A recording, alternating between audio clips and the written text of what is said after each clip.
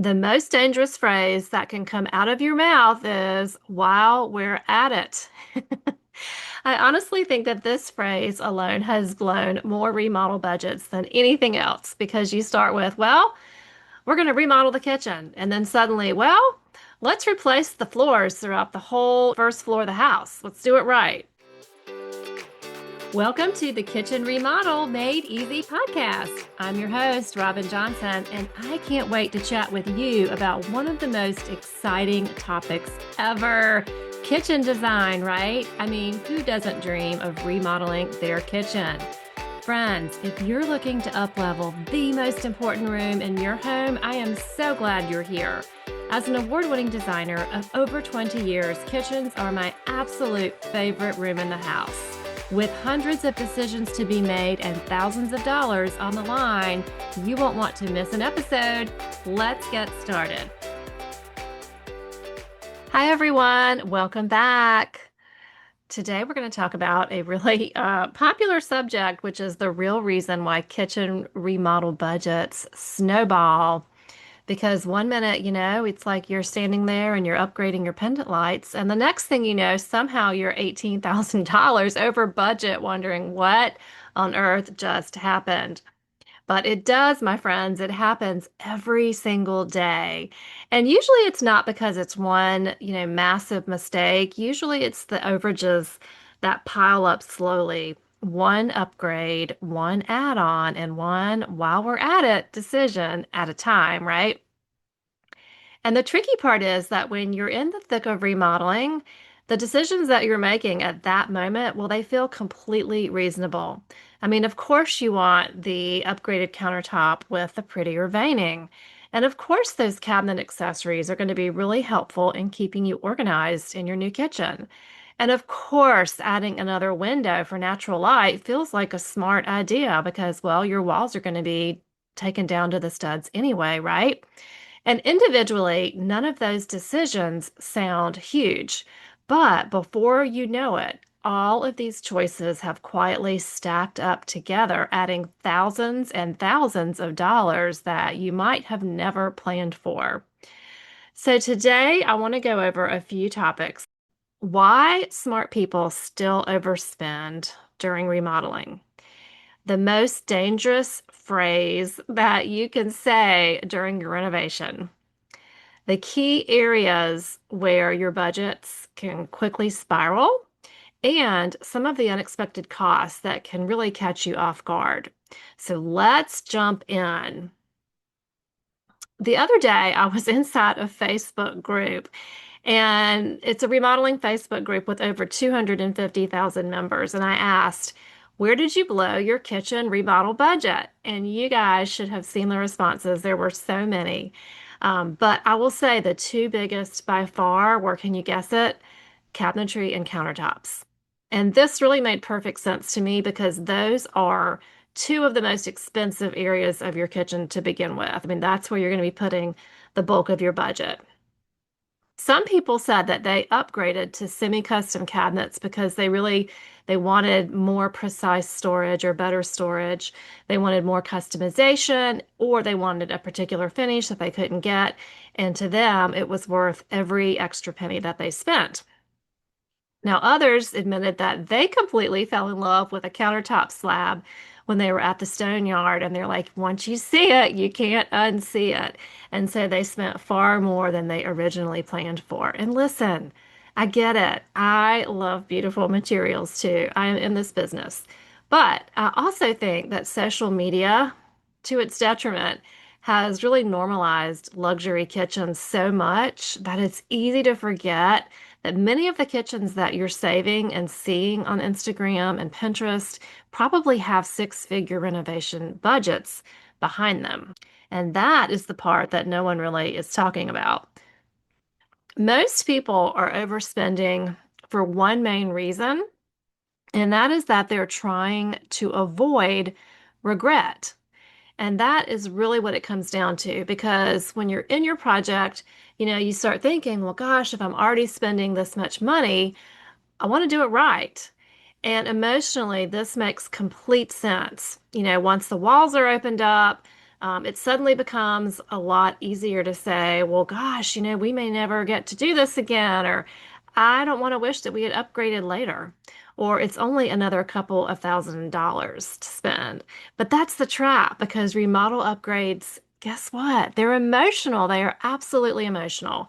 And that extra $2,500 you may put towards those countertops, well, that gets layered on to upgraded appliances and maybe an upgraded tile for your backsplash and more storage accessories or plumbing fixtures. And suddenly you're $15,000 or more over your budget before you even realize what happened.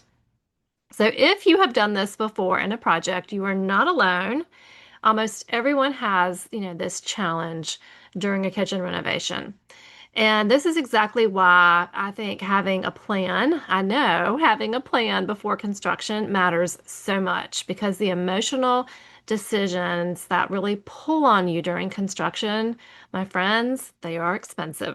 So, this is the perfect segue into the most dangerous phrase in remodeling. Okay, the most dangerous phrase that can come out of your mouth is while we're at it.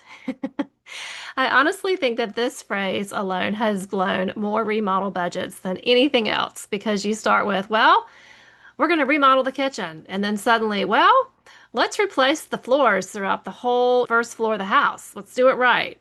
Or while we're at it, maybe we should vault the ceiling. Or while we're at it, let's add French doors outside leading to an outdoor kitchen. And before long, your kitchen remodel has quietly turned into a much, much larger renovation project. And this is what is known as scope creep. When we remodeled our primary bathroom a few years ago, my husband joked that he was going to make a hat for me that said, might as well, because just like that, just like I'm talking about, it suddenly felt so logical to keep adding the things that needed to get done. And we ended up renovating my daughter's bathroom. We added a bunch of can lights in some hallways, and we even put in an outdoor shower. And honestly, part of it is because it's just so darn hard to get trades to show up sometimes. Like once you finally have them there, you think, well, we might as well. And that's how it happens. One decision creates another, and then another, and then another. And, it adds up. So, my advice is to really think through and prepare ahead of time for this. If you know there are other areas in your home that need updating in electrical or plumbing, think about those possibilities before your project starts so you can at least intentionally budget for the scope creep that is coming your way. Okay, next, I want to talk about some of the common areas where budgets definitely tend to increase. And we're going to start with cabinets because that is the number one area. Once you start shopping for cabinets, you're going to quickly learn your choices. And they are stock, semi-custom, and fully custom. Now, stock cabinets are obviously mass produced with more limited options, so they are very affordable compared to semi-custom or custom cabinetry. Semi-custom, however, is going to give you more flexibility in sizing and colors and storage solutions and lots of other details. And then, of course, custom, well, the sky's the limit. So, to give you a ballpark pricing guide here, stock cabinetry is usually going to run between $100 to $300 per linear foot. And semi-custom in comparison is going to jump up to from 150 to like 700 per linear foot, just depending. But then you got to add up all the additions like pullouts, spice drawers, tray dividers, drawer organizers, trash systems, paper towel holders, you name it. And these are the things that really make your kitchen functional. But I think it's important to have a budget going into your project, and you can calculate roughly how many linear square feet of cabinetry you're going to need in your kitchen by just measuring the walls of how much, space, how much are you going to have, how many walls are you going to have cabinets on, and don't forget the upper cabinets. So you would take the length of the wall and then the width of your cabinet, which is always 2 feet. So if you have 10 feet by 2 feet, that's 20 square feet of cabinets. And then you would multiply that times those price points that I just listed to give you a ballpark on how much you're going to spend on cabinets. Okay. Now, one area in cabinetry that people do tend to overspend sometimes or upgrade, depending on how you look at it, paying for inset cabinets. Inset cabinet doors are the ones that are flush that sit inside the frame of the cabinet itself. So it's one flat um, area across the front. Your doors do not sit on top of the frames like a full overlay typically would. And it's beautiful and it's custom and it requires precise measuring, precise fitting. And because of that, it's about 20% more expensive. So people do love inset doors because they are high end, they offer a real custom feel. Are they worth it for some people? Yes, absolutely. Is it a necessary style for you? No, it's definitely not. So you just have to pick and choose. And remember that you can also mix your cabinet styles in your kitchen. If you're trying to save money, maybe you use stock cabinets for the perimeter and you go with a basic color, and then maybe you choose a semi-custom cabinet for your island or something like that just to mix it up. There's a lot of ways to create a beautiful kitchen without saying yes to all of the upgrades, but I will say that cabinetry is one of the most important investments in your kitchen. So if you're going to upgrade, definitely invest in quality cabinets here and just kind of think about your budget. You want to buy the best quality you can afford because cabinets are going to truly make or break the look and feel of your kitchen. And now for a quick message. Hey there, if you're planning a kitchen renovation in the next 3 to 12 months, I am so glad you're here. For less than the price of your new kitchen sink, you can purchase my simple step-by-step kitchen remodel made easy course to design, plan, and execute your project like a pro. And just for course purchasers, I even have a community that you can join if you want to ask me questions and have an extra set of eyes on your project. I'll link everything for you in the show notes below. All right, next up, countertops. This is where kitchens can really start looking luxurious because we all love gorgeous, clean, shiny countertops.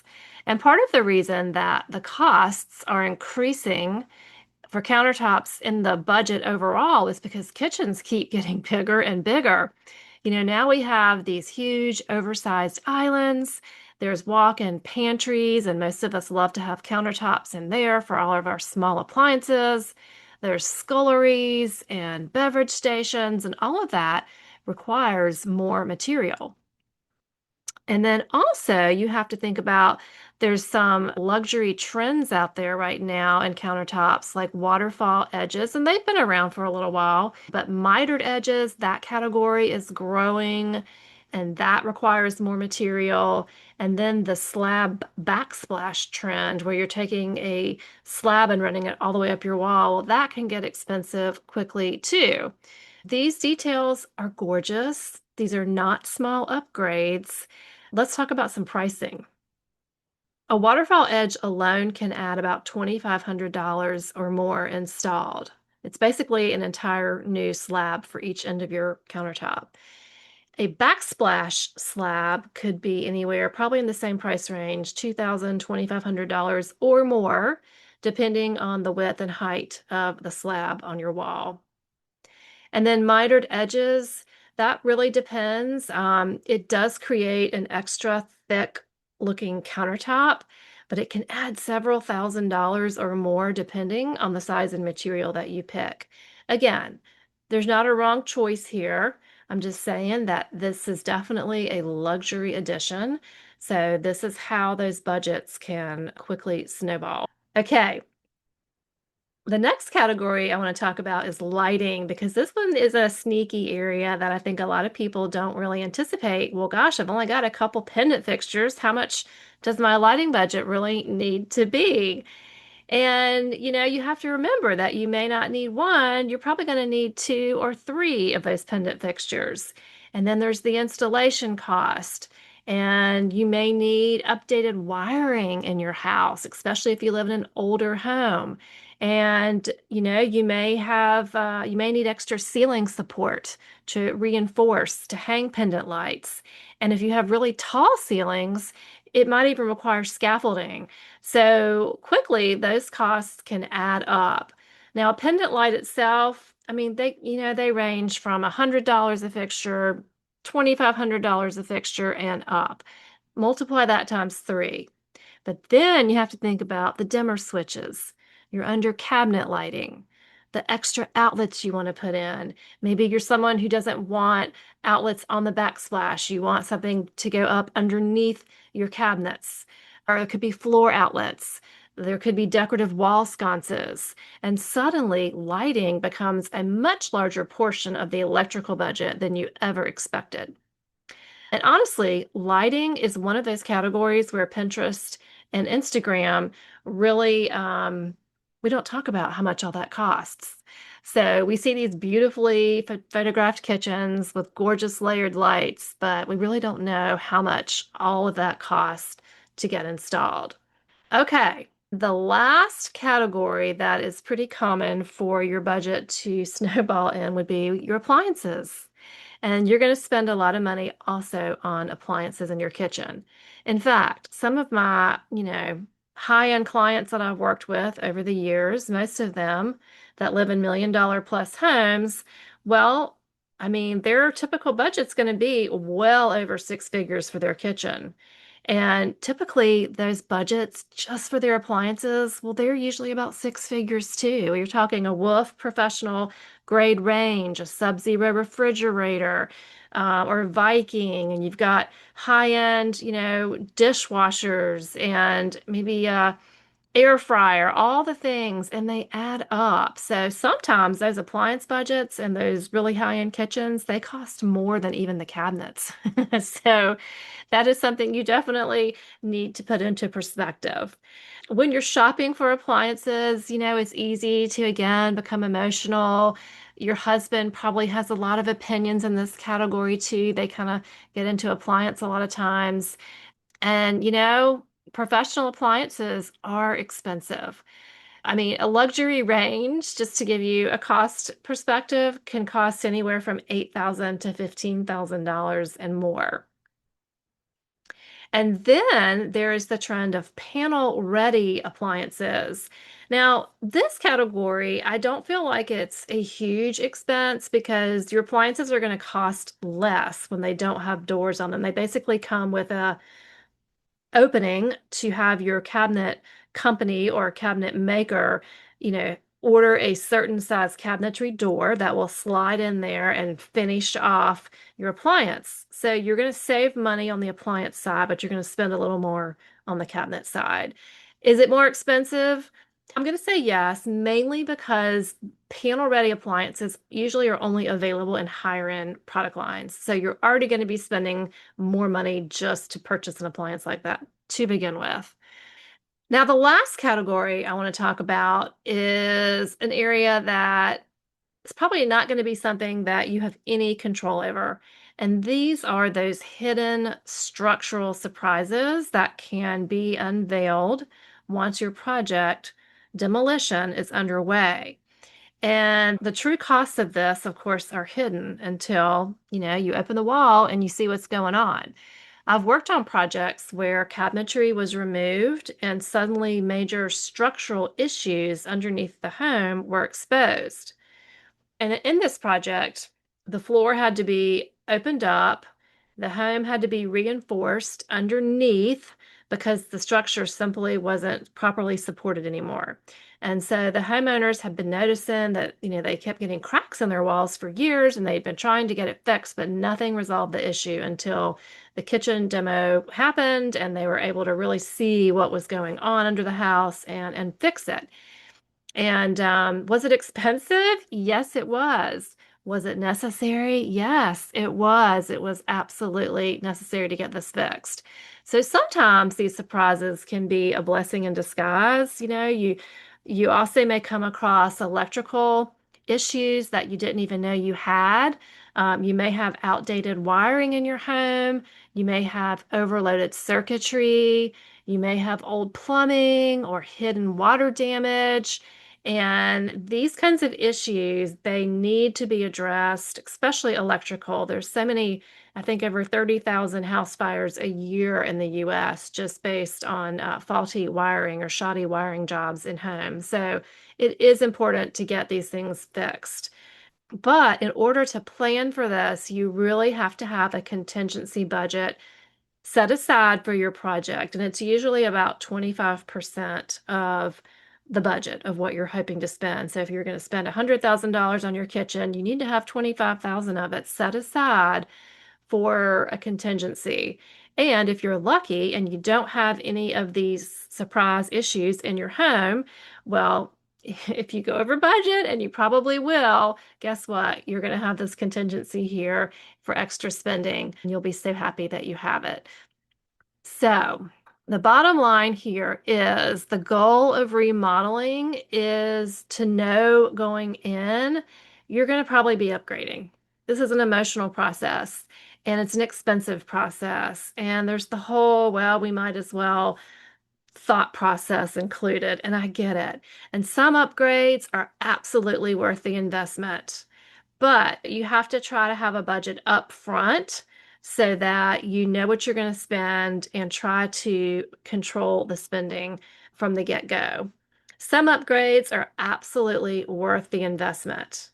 And I will say that the people who tend to be happiest during and after their remodel, it's not usually the ones who have maybe the biggest budgets, but it's the ones who have the clearest plans and feel like their project has not gone off the rails. They were able to kind of keep things in perspective and keep their budget, reined in to a degree. So, if you are planning a kitchen remodel, I really encourage you to slow down, to think through your priorities before construction begins and ask yourself, what matters most to me? Where do I truly want to invest? What upgrades will actually improve daily life? And where am I maybe getting emotionally swept up with inspiration? Because a beautiful kitchen is not created by saying yes to every single upgrade that you wish you could get. It's created by knowing what matters to you the most before that, budget starts snowballing. And honestly, the calmer that your plan is before demo day, the calmer your remodel is going to go overall. If you or someone you know is thinking about renovating your kitchen, I hope this episode helps you better understand how budgets, quietly or not so quietly creep up, and how to approach your project more intentionally from the start, because that is why I'm here. I'll be back in 2 weeks, and I hope to see you then for more kitchen design conversations. Friends, if you enjoyed today's podcast and you can't wait to hear more, please leave a raving review to help others find me. And if you didn't, well, don't worry about it. Have a great weekend, and I'll be back soon for more kitchen design conversations.